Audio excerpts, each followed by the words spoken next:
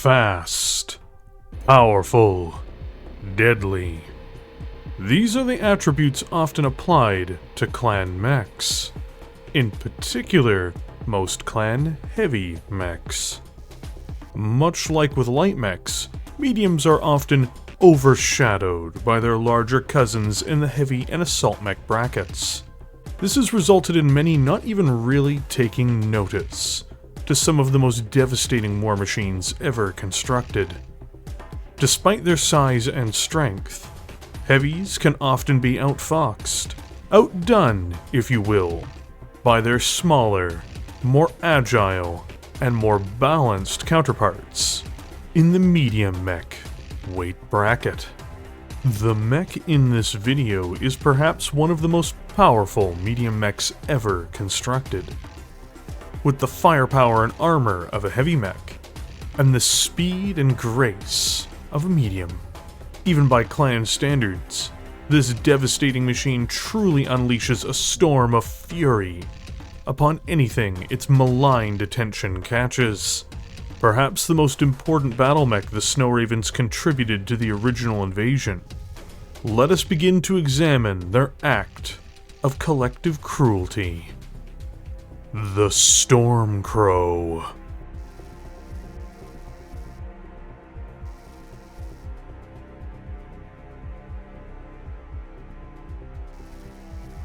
A clan medium Omnimech weighing in at 55 tons. The Stormcrow is one of the most lethal medium war machines to appear in the 31st century. This savage bipedal armored fighting vehicle would face competition from a series of other vicious examples of its own weight bracket over the centuries since its arrival in the Inner Sphere, however. But its deadly edge has not been dulled nearly as much as many of its peers.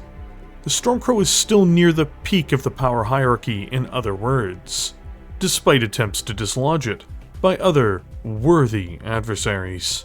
Like most of its famous clan peers, the Stormcrow would first emerge in the clan homeworlds.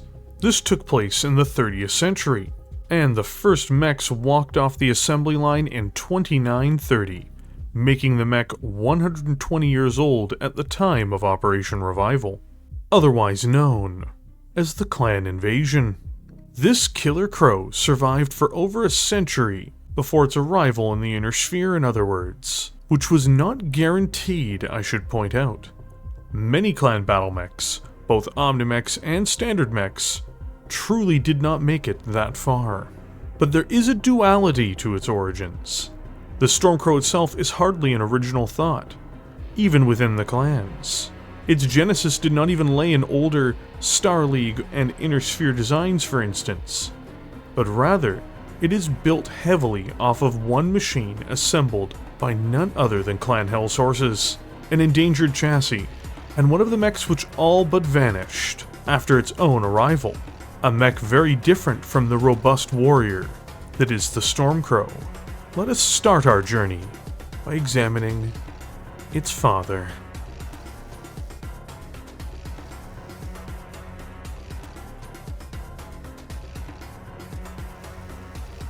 A clan medium mech weighing in at 40 tons. The Corvis was a mech originally conceived and manufactured by Clan Hell's Horses in the 29th century, more specifically being built in 2845. While it initially met with some success on the battlefield, the mech's glaring faults would see it become almost entirely restricted to its originators, the Hell's Horses themselves. It became endangered as a battle mech relatively quickly. Speed is life in Battletech, as I've hammered home so many times. The Corvis is historically slow for its technological level. To give an idea, it only moves 64 kilometers per hour. Inevitably, it would find itself falling into the role of an infantry support mech, and occasionally either an urban defense machine or something to be found in forests. In other words, it has a lot in common with a series of unfortunate battle mechs, ones which might be respected by the fans, but are not particularly respected in-universe. But there was one saving grace placed into the mech. One thing which its creators added that would ensure it would live on in some form into the future, or at the very least, opened it up to being reimagined. The Corvis had modular weaponry ports, like the Mercury, a technology which is the precursor to Omnitech. This meant that its guns and other systems could easily be replaced or maintained if worn down or damaged.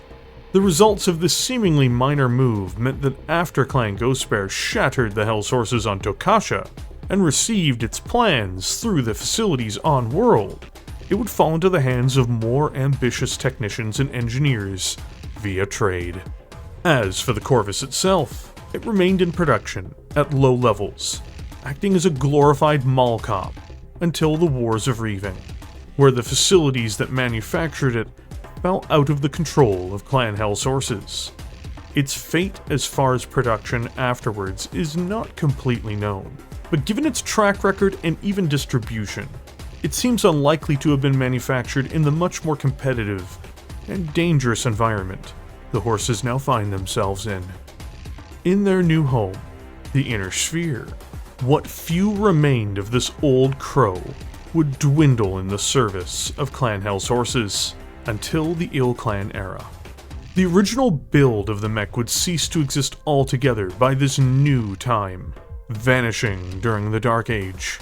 A few Corvis 2s, a configuration of the original, still cling on to existence in the Inner Sphere, but they too are more than endangered as a mech design. It seems unlikely that it will continue on much longer, and that soon the mech will simply fade away. But its legacy, the Stormcrow, and even later, the Skinwalker, are the descendants of this mediocre machine, who were made great, originally, by Clan Snowraven.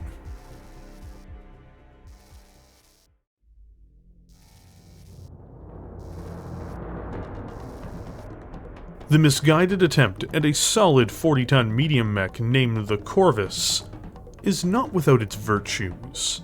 Despite its relatively poor reputation and performance in most circumstances, wildly different from its successor, this 29th century Hell Sources war machine doesn't even have the advantage of having a mostly simple level of construction for the chassis. At the beginning of our journey into this mech's capabilities, examining its core features, we can spy that the Corvis uses a standard gyro and cockpit, though this is mostly due to the limitations of its time of development. It does utilize Clan Endo steel for its internal structure, letting it save on weight in exchange for critical space.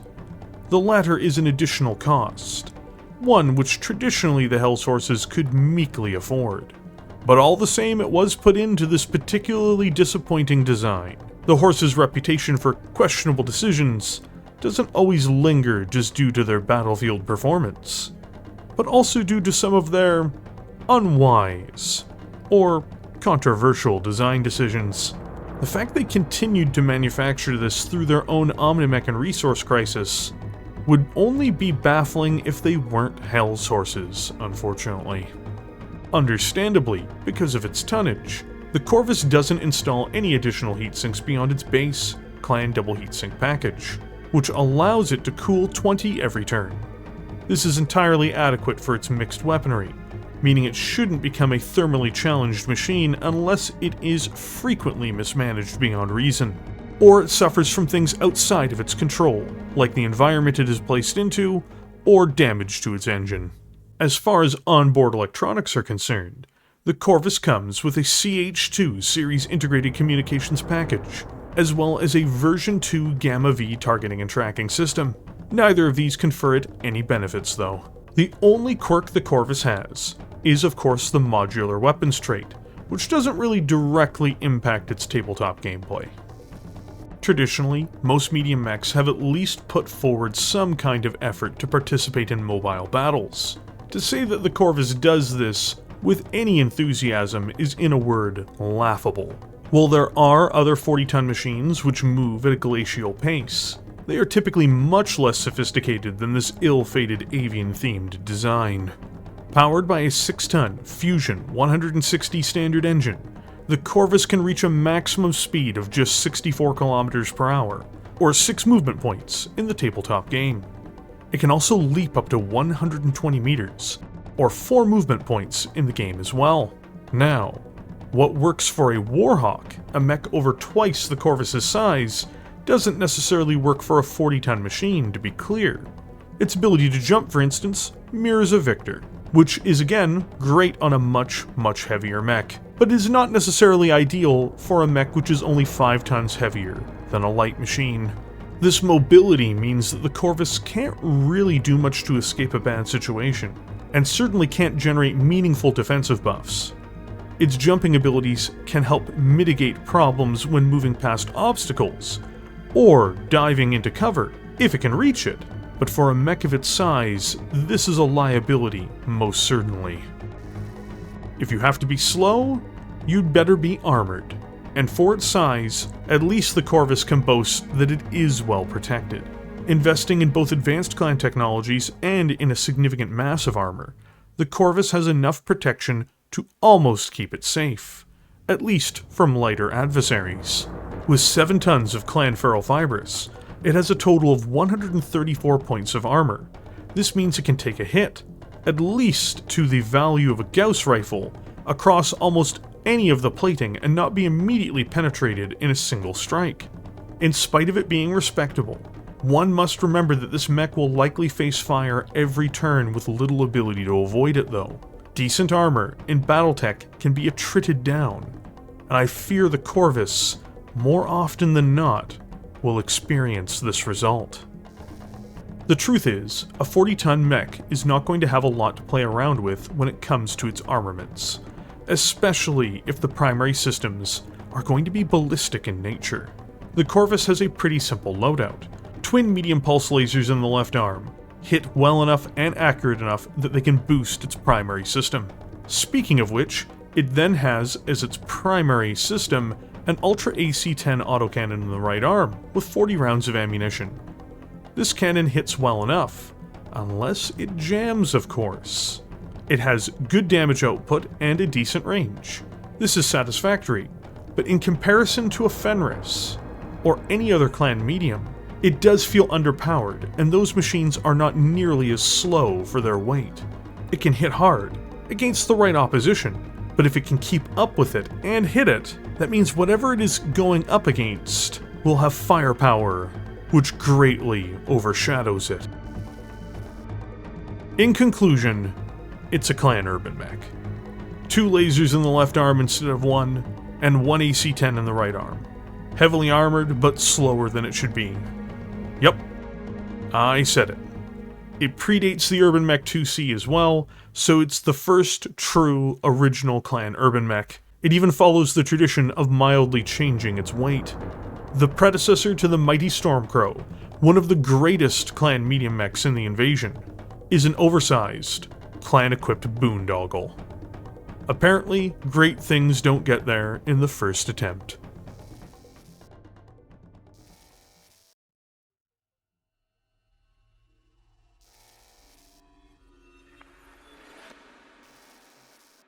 We know when the Stormcrow began to walk off the assembly line, but more importantly, why did it start to walk off the assembly line?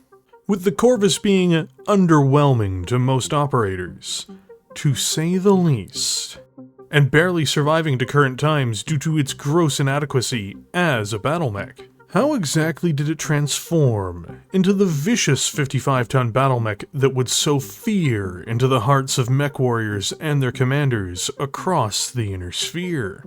The answer is an interesting one. We know that Clan Snowraven would be the principal developers of the Stormcrow. They received the design of the Corvis from Clan Ghostbear after their triumph over the Hell's Horses on Tokasha, apparently through trade. This aerospace-centric clan would then get to work on something for their ground forces. An uncommon, but not unheard of occurrence, to be clear. Briefly, there would be a design bridging the Corvis and this new mech. An Omnicorvis, if you will. But this would be a short-lived monstrosity before the Ravens unleashed something truly formidable. The Snowraven engineers and technicians would take the foundation of what was in the Corvis, with its modular technologies, and would enhance it. bringing this fledgling feature into the full level of an Omnimech. A second-generation Omnimech, at that. As mentioned, there would be a simple series of Corvises that were built as Omnimechs. Shortly after, however, the avian-named monster's true and wildly successful successor, the Stormcrow, would emerge in 2930. Ironically, the Stormcrow would be employed and manufactured by the Hellsources themselves too, with time, along with almost every other clan. After its arrival, as the Snow Ravens allowed the design to proliferate amongst their peers through trade or by trial. It is almost in every way the opposite of what the Corvis was in terms of its shortcomings. Where the Corvis was slow, the Stormcrow moves faster than most dedicated clan heavies. Where the Corvis is a light medium, the Stormcrow is a heavy medium. This Corvid wonder also still benefits from generous levels of armored protection and weaponry. With its speed, it would become one of the deadliest medium mechs in the Kerensky cluster, favored in addition for its armor and firepower as well. For the clan way of war, for dueling, it is beyond superb. It uses every advanced clan technology at the time of its creation too, and it most definitely shows. Unlike some of the more principally duelist designs of the clans, which transitioned poorly into the traditional warfare of the Inner Sphere, the Stormcrow would instead be the embodiment of terror at the launch of the clan invasion. Dubbed the Ryoken by the Draconis Combine, this machine was a true horror to anything it came up against. Light mechs were nothing but chaff before it. Medium mechs were just victims. Heavies couldn't outgun it or keep up with it. Even assault mechs worry upon seeing it appear on their sensors. Though the clans would fail to achieve victory in the Inner Sphere in their initial invasion, their presence did not recede, and the Stormcrow would continue to see usage amongst the clans for the next century. Their creators, the Snow Ravens themselves, would arrive in the Inner Sphere and would inevitably unite with the Outworlds Alliance, to form the Raven Alliance. Though they favor the design amongst their medium mech forces, the Stormcrow had long prior ceased being exclusively their beast. This mech had been distributed far and wide, and even now finds a home in nations like the Draconis Combine, likely due to the destruction of Clan Novacat and capturing much of their resources and industrial base. Due to their prolific nature and circulation, even mercenaries have seen these become available to them, either through sale or through salvage.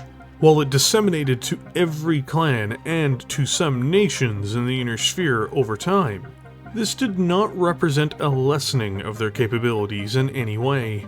Even by the late stage of the Ilclan era, the Stormcrow is something to be feared when it steps onto the battlefield. Widespread, dangerous, destructive, and in so many arsenals, you could argue that this Snow Raven-born Bloodbird can be seen as a major contributor to the escalation of lethality in combat across the Inner Sphere. The world of Battletech has been made all the more hazardous for its presence. It is something everyone should be grateful for, at least, if it is in your inventory, that is.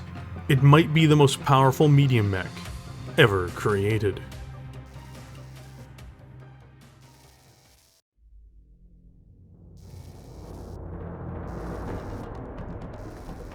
The 55-ton clan medium Omnimech known as the Stormcrow, or Ryoken, brings more than its fair share of lethal traits to the battlefield. At the forefront of clan technology upon its introduction, almost all of its original Omni configurations remained viable all the way up to the Ilclan era. This is an impressive accomplishment out of the gate. Now, let us see why. To begin with, as far as pod space is concerned, the Stormcrow comes with a phenomenal capacity in regards to its space. The 55-ton Assassin has 23 tons in totality for its weapons and other systems to be configured between battles, leaving it with a significant canvas for its Mechwarriors and technicians to indulge in when installing variations of this machine. This is approximately 42% of its total available volume, and that is fantastic given its other virtues. But to put it shortly, it has a lot of guns for its size. and that's great.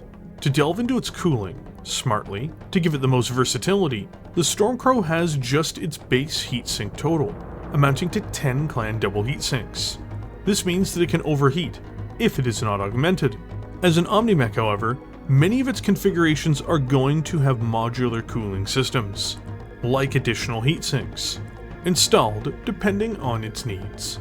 For its internal attributes beyond this foul bipedal vehicle has a standard gyro and cockpit, as it was produced at a time where there was not a variety of selection available. For the unit's internal structure, however, the Stormcrow comes with clan endo steel, which diminishes its frame's weight from 5.5 tons down to just 3. As far as the Ryoken's onboard electronic systems are concerned, the Stormcrow comes with a GBX series integrated communications package, as well as a Tokasha B4 TNT targeting and tracking system. Unfortunately for this Stormborn Crow, neither of these systems offered any additional in-game features. For quirks, the Ryoken is provided with a fairly reasonable stable trait, while not overpowered by any means. When using the advanced rules, the Ryoken is more or less harder to knock over with physical attacks. A kick to a Ryoken, in other words, doesn't have quite the same chances of knocking it over as many of its contemporaries. Clan mechs have an expectation, which is given that they have lighter weaponry that does more damage. Often, more can be invested into their exceptionally sophisticated engines. The Stormcrow doesn't deviate from this path in any way, and performs as you might expect, to keep it in line with clan medium mech formations, and overwhelm its enemies with its mobility. The Stormcrow comes installed with an extraordinary 12.5-ton Clantech Fusion 330 extra light engine, which gives it a maximum speed of 97 km per hour, or 9 movement points in the tabletop game. This makes it swifter than most traditional clan heavies, as well as its inner sphere medium mech counterparts. As it is a Clantech engine too, while its XL power plant can be a liability should its torso be breached, it's not an immediate systems failure should it lose one of its side torsos while engaging its adversaries in battle. It's more durable than its comparative inner sphere counterparts, in other words.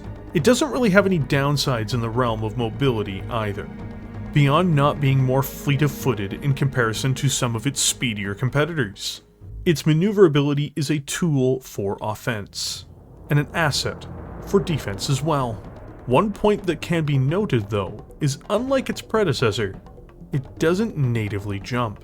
I speak this way because while there are no variants I can see in any mainline publication for the Stormcrow that allow for it to leap great distances, as an Omnimech, jump jets can be installed as modular components, and in the future this could be made possible, though it does seem doubtful. It doesn't need to jump to be deadly. Protection is fairly high on the Ryoken's priorities. This conclusion can be reached given the technology the Stormcrow employs to enhance its hardened outer carapace, as well as the quantity of plating involved. When combining this feature with its speed, or with cover, the Stormcrow can be an unusually hardy as well as durable target, and one which will be more than burdensome to remove from the battlefield.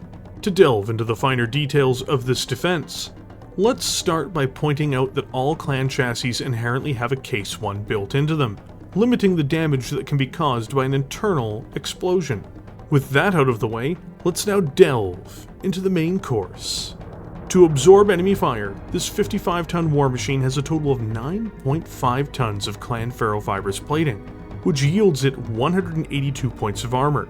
This actually makes it more guarded than multiple clan heavies from the invasion era, including the legendary Mad Dog and the heavily gunned Hellbringer.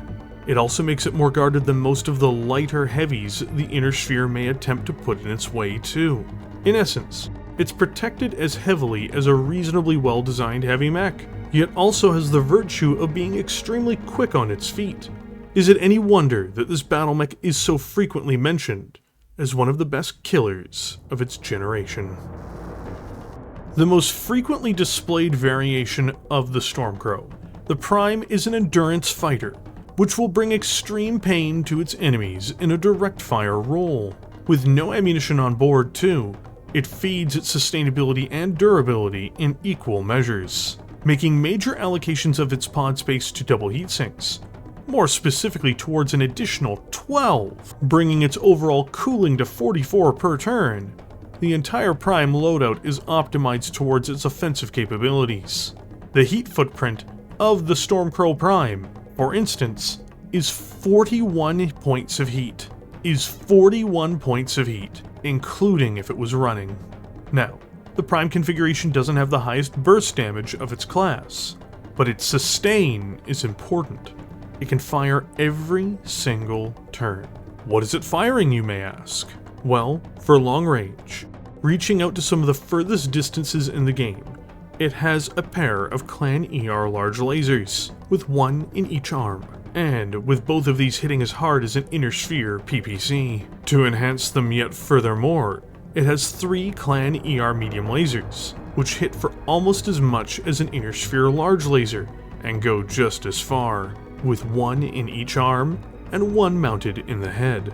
When all of these beams focus on a single target, they can do an impressive 41 damage per Alpha Strike, and this model is very, very Alpha Strike friendly. It can and will do so every single turn, as it runs, guns, snipes, backstabs, and brawls across the battlefield. With its range, few enemies will ever truly feel safe. While its pure energy output may not destroy many other mediums or heavies in one round, it can just keep going and going, and even if it is damaged, it just won't have to risk an ammunition explosion. It will keep fighting until it is reduced to smoldering slag, or its opponents are run ragged and slowly worn down, until the Stormcrow is the only one left standing. While the Prime makes a deliberate effort to not focus on ammunition-fed systems, this is not the norm for the Stormcrow overall. Indeed, the Stormcrow A is not only a departure from this method, it also radically changes its method of attack. Instead of being built for sustained base strikes, with a handful of energy weapons, it is a missile monster, punching holes with lasers, and then sandblasting targets with ordnance. To start with its energy weapons, mounted in the left arm, this Ryoken is packing 4 Clan medium pulse lasers. These are supremely precise, have good range compared to their Inner Sphere counterparts, and strike targets with more than sufficient damage to start threatening lights and mediums in terms of their immediate armor integrity. So, with its energy systems out of the way, what's next, you may ask? The answer is missiles. The Stormcrow's right arm comes armed with a Clan LRM-20 launcher, which as you know by now means it can hit at both short and long ranges. This not only does scatter damage, but has a potentially high level of damage that can go along with it overall. It can also indirect fire, and has the greatest threat range of any system in this variation. To keep it in the fight for a reasonable amount of time, it has 12 rounds of ammunition. Things get more exciting though, when you see its close-range complement of missiles.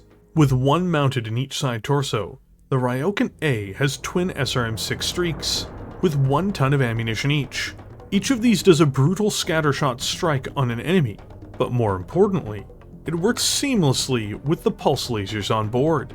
It's important to point out that SRM-6 streaks don't generate heat or lose ammunition if they fail to acquire a target lock. This means that the mech can take risks when firing every turn, and despite its relatively mediocre heat-sinking ability compared to its full complement of weaponry, it can save itself the burden of overheating too badly if the SRM launchers take a gamble and miss.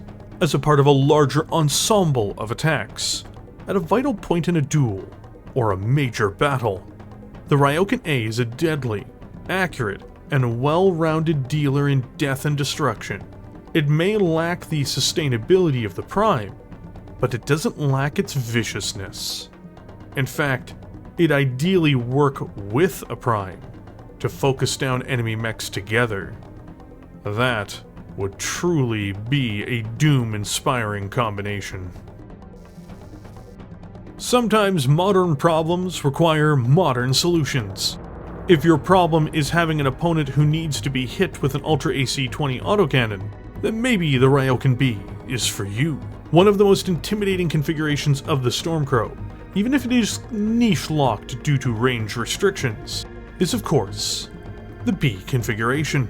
To start with, as you've guessed, it does come armed with an Ultra AC-20 autocannon, one of the highest damage weapon systems in the game, and one with far less damage spread than its only rough equivalent in terms of raw power, the Hag 40.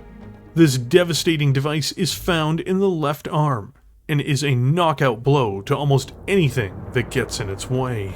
The only drawback this Cannon of Doom has is that it only has 10 shots. 5 turns of rapid fire are all that's on the menu for this cheeky crow, but there aren't many machines out there that can weather this kind of storm regardless, should the cannon strike true. But the pain for its potential victims doesn't stop with just a Clan AC-20.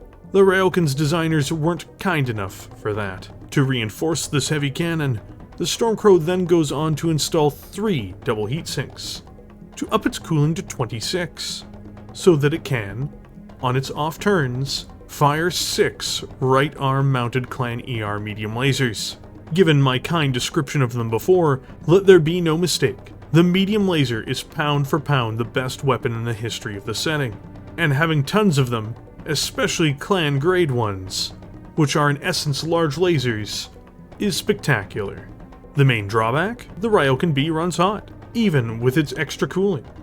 It can only fire so many medium lasers, even if the autocannon runs dry and it's just firing lasers only.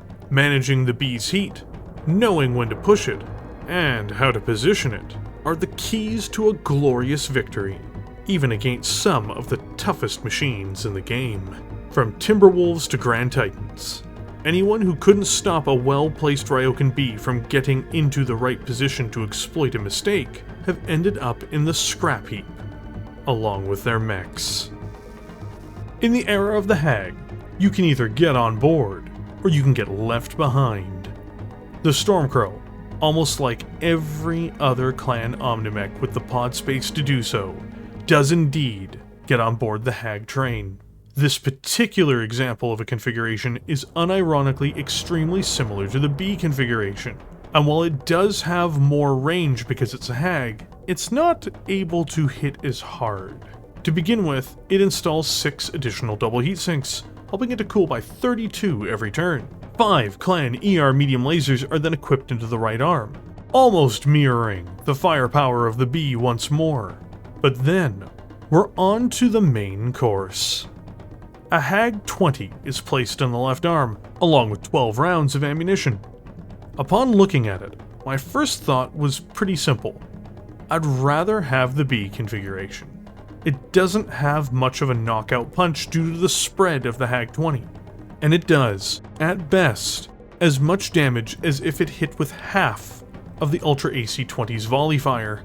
There is no real knockout blow, and while 5 Clan ER medium lasers are fine, it begs the question why, if you're running a medium laser boat, why you'd not take another configuration of the Ryoken, or just another mech like the Nova. While the Hag is a fantastic weapon, it is not always fit for machines that may be ill-suited to benefit from it. The Stormcrow G is far from useless. It just feels like a battle mech that doesn't dedicate itself to a real role on the battlefield. Its greatest asset is that it is in fact a Ryoken, and the virtues of the core chassis and features are hard to ignore. But amongst its peers, amongst its own kind of machines, it does feel lesser. In the Dark Age, attempts would be made to replicate the general outfits of traditional prime variants of Clan older Omnimechs, in an undertaking to bring them up to speed with the changing battlefield conditions of the 32nd century. The Stormcrow itself would be no different in this respect. Precision would be the T's watchword, as the engineers who developed it pursued a plan to recreate the Prime's endurance fighting, but also trying to enhance it. Pulse weaponry would be the key to this transformation, it would seem. To begin with its non-offensive equipment, the T comes with 4 clan double heatsinks to help it manage its thermals. Then, things get much more interesting with the addition of a light active probe, but more importantly also adding a supercharger, effectively boosting the Stormcrow's speed to over 120 km per hour, which is fantastically fast for a 55-ton medium mech. It is noteworthy that superchargers can only be used for short bursts without significant risk to the engine, but the T most definitely can take advantage of this, either using it to escape a bad situation or to put its opposition into distress through its own positioning. For its weaponry, it follows the template of its originator, with 2 lasers per arm and 1 in the head, but these are quite different from before. ER large lasers are replaced with incredibly powerful and decisive clan large pulse lasers. These go a shorter distance, though not by much, and receive bonus modifiers to hit, making its main guns much more lethal. To back these up, replacing out the ER medium lasers to make room for the new pulse lasers, it has ER small lasers. Finally, in the head, it has an accurate and deadly medium pulse laser. Overall, the T does seem to be more versatile and somewhat more powerful than the initial Prime, which is still a viable and great mech in its own right. The Stormcrow's reputation with mech warriors throughout the centuries was not built on sand. It was built on a foundation of excellence. And the T continues in that tradition.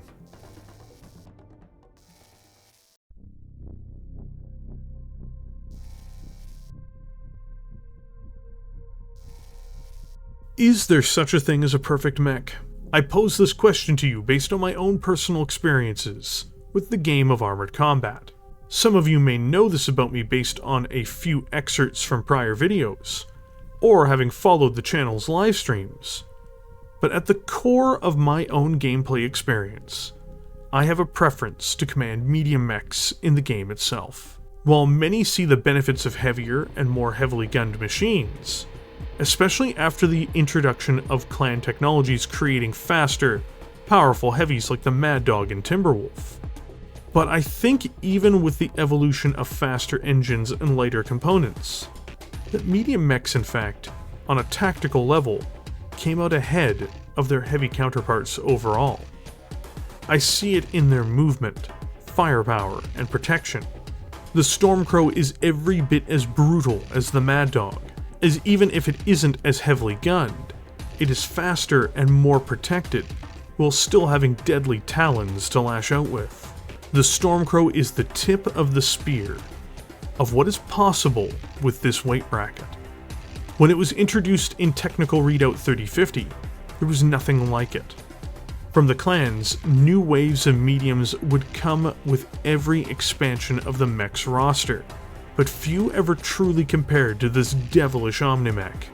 Those that do often lean into other attributes, like aiming to move faster or strike harder, but few can claim there are many other instruments of the clans, Inner Sphere, or even the Blakist forces, that are as balanced as this monster.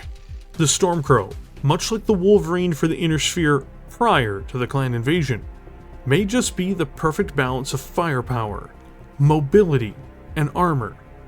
Truth be told, its only true shortcoming, if one could call it that, is its lack of jump jets. To see this deadly corvid perch itself onto the battlefield, preparing to strike, is to be attacked by one of the best fundamental machines of its era, and even beyond.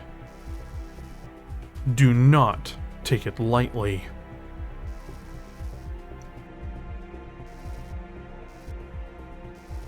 Clan Snowraven wastes nothing. They make use of neglected opportunities, creating advantages where others see none. They believe in working alongside other clans, using them for their own gain, and they give the appearance of being the perfect ally.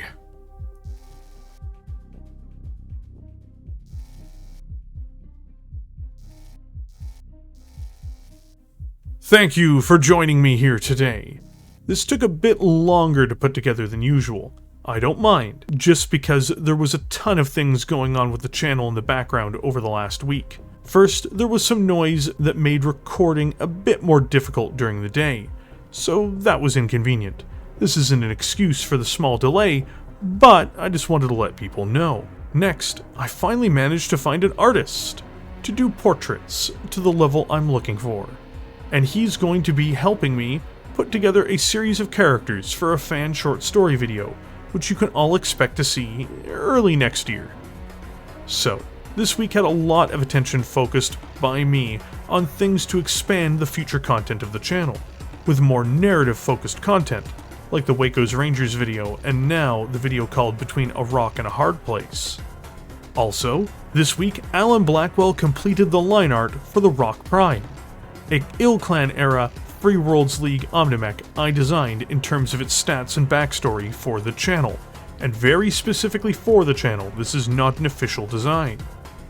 More art is also in the works for it, and you can expect it to appear in things like channel banners, avatars, outros, and other things as well. It will be getting a dedicated stat breakdown video after we finish the last technical readout 3050 mechs, as well as the longbow. I almost forgot to mention, I will have a list of all of the resources I used to make this video in the top comment below. I will also have the Clan Command Star Pack link to Catalyst Game Labs, which is where you can get the pack that has the Ryoken if you want a Stormcrow for yourself. So, there are just a lot of projects and pieces moving around behind the scenes at the moment that have caused a little bit of a lag in terms of content releases, but I'm still diligently working to get everyone the best videos I can. Thank you very much for all of your patience. I sincerely appreciate it. Next up is going to be the legendary Timberwolf, before we hit the final mech for me to cover out of 3050, the Direwolf. I am expecting the Timberwolf to be a long format video, so that might take more than a week to come out. Please be patient. I expect it, I hope for it to be good. But for this video, if you enjoyed it, don't forget to hit like and subscribe. It really does help, I promise. I think also it's important to note, because this might be the last video before it comes out, the Black Pants Legion is also going to be launching a Hunchback video, which should be out on August 26th, 2023. Techs in the Black Pants Legion make the best Battletech content on YouTube. I really do mean it. Not taking shots at my own content, of course, but their stuff is exceptional and spectacular. I myself am excited for it to come out. I will be actively following it when it launches, and I hope to see you all there in the chat. It's going to be a blast. It's definitely worth your time. I'm also going to have a link to Tech's channel in the description of this video.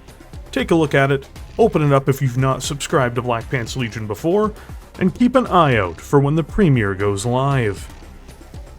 And of course, finally, I want to give a huge shout out to all the channel members. Your support is absolutely incredible, and I do my best to provide all of you with the best content I can put together. I say this and I mean it with every video, but this content is really only made possible by viewers like you. And with that, did you enjoy the Stormcrow video? Are you excited for any of these upcoming projects? Are you excited for Tex and his team's Hunchback video? Something I'm not making, but I am looking forward to. Let me know, because I'm going to catch all of you in the comments section below.